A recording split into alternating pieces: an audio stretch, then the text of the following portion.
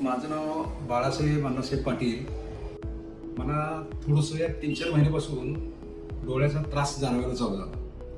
म्हणजे आपण जिने वगैरे उतरताना किंवा ड्रायव्हिंग वगैरे करताना खड्डे वगैरे दिसायचे नाहीत. जिना असं म्हणजे पायरी खाली किंवा वर असं अशा प्रकारे थोडं त्रास व्हायला लागला.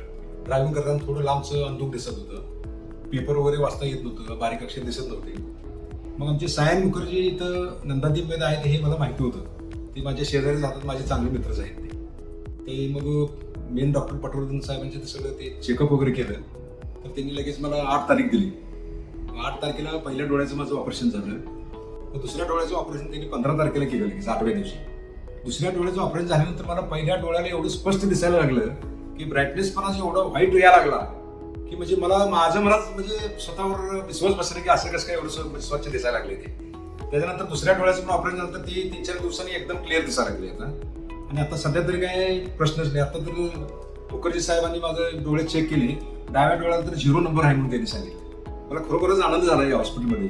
आणि एक प्लस पॉईंट म्हणजे असे इथले जे इथला जो स्टॉफ आहे त्यांची सर्व्हिस एवढी चांगली आहे की कोणी कुणावर गरम होत नाहीत, काय नाही. किती त्यांना कामाचा ताण जरी असेल तरी सगळ्यांना सर्व्हिस असली मी कुठल्याही हॉस्पिटलमध्ये आजपर्यंत सर्व्हिस बघितली.